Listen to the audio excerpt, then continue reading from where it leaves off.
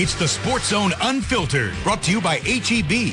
Welcome back in. It's SportsZone Unfiltered on theCUBE, presented to you by HEB. I'm Paul Gallant. He's John Lopez, and with us, a special guest, 13 years in the MLS, the U.S. men's national team, and now managing director of the Houston Dash. It's Brian Ching. Brian, thank you so much for joining us, man. Thanks for having me, Paul and John. So I appreciate you coming in. It's a big thing, especially I want to emphasize the Dash with the 3 stars on the national team are playing on Saturday, 7 p.m.? Sunday, 7 p.m.? Yeah, Sunday at 7:30. 7:30, obviously at BBVA Compass, and it's going to be a can't-miss event. I hope they sell it out. We should sell it out just as a thank you.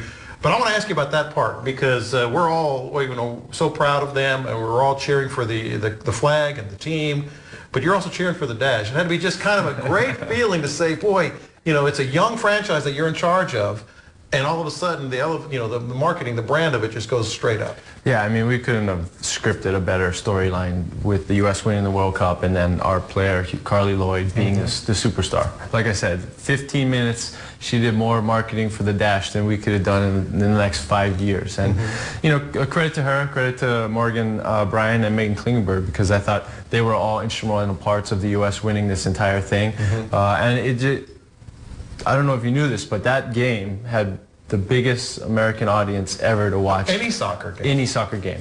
More than the men's last year World Cup. And so, the amount of attention and the amount of notoriety that Carly's getting and the whole team is getting is unbelievable and well-deserved. Hard-earned. Yeah, 6 goals, 3 in the championship. And I think the big question after that, now she's in the conversation with women like Mia Hamm, like, of course, Abby Wambach, and now, like, how do you handle all that? Hope Solo, yeah, Alex Morgan, how do you handle that success? Yeah, this is something new that's for us as well. We've never had like this A-list type celebrity, playing here in Houston. She's the biggest soccer star. I'm not ashamed to say that. I think she's bigger than anything we've ever had here playing in Houston. So, well, I'm happy that she's surpassed that.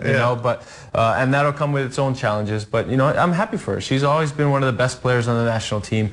But she's always been one of those players that just kind of focused on the game, and kind of let the things outside of the game go. And maybe that's why she's not as famous as she should be. And I'm glad she's getting her opportunity and finally getting the recognition she deserves. I know that the stories, the team and the Dash and all that, but I want you to mention a little bit. I find it so interesting that one of your greatest advocates, and was doing a lot of marketing for the Dash, was Jeff Van Gundy.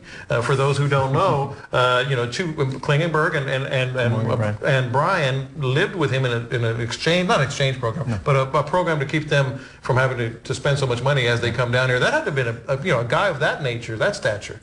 I mean, I sat with Jeff Van Gundy at J.J. Watt charity event, and we just started talking, and he's a very inquisitive guy. He's a coach at heart, and so he started asking all these questions about the Dash, and obviously he knows that the players don't pay, aren't paid quite a bit of money, aren't paid at all much anyway. So he was, I told him about the programs and how we help our players sometimes is finding host housing, and he was like, he has 2 daughters, so he's like, hey, I'm kind of interested in this, and it couldn't have worked out better. I think his relationship started off with Megan Klingenberg, and that just blossomed. And this year we got Morgan Bryan, and he was okay. We'll have another one. So I really appreciate Jeff. But for him, and what I really admire him is he wants a story to be about the girls. Not the girls, but the ladies. He wants to be about them, and not so much about him. But he is such a big name that it did help bring notoriety, and to be honest, it helped recruit other families to jump on board and see that this. I got a hunch you're not going to have a problem getting families. But that was one of the biggest problems that we did have going into this, is being able to house players, and try to get an expense off of their plate. And it is a beneficial thing for both parties. You spoke about how many people watched this game. It was the most watched soccer game. More than the NBA Finals. Which is incredible.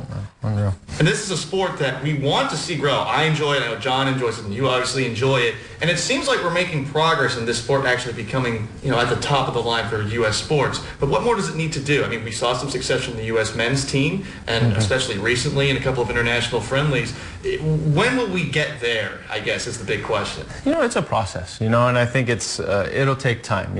Soccer's been the #1 youth sport for probably the past 20 years. I don't think a lot of people know that, but it has been. And every World Cup, I'm talking about the men's side now, you see that grow. The fan base Every year. grows, you know, it incrementally grows, you know, and on the women's, we're starting from the, you know, from where the men were 20 years ago or when the league started in 1996. So, you know, do I ever think it'll get up on par with the men? No, but I think as the men's grow and becomes more prominent, so will the women's game. You know, and it kind of gets pulled along, and you know, kind of like the WNBA. You know, is supported by the NBA, and I think that's the future of NWSL, and that's how it'll succeed, I think, in the future. Okay, so Thursday afternoon, you went out and you tried to emulate the greatest goal of the tournament, and that was our own Carly Lloyd from, I think they measured it 46 yards, 50 yards, somewhere in there. You don't have to tell us about that. I'm sure it'll be on your website. I'm sure it'll be on your website. But for her to have, actually to me, it was a great, smart play. Not just a great athletic play, but she looked up, she saw where everybody was, and made that play. If you can just mention, you know, how difficult that is in the line of fire like that.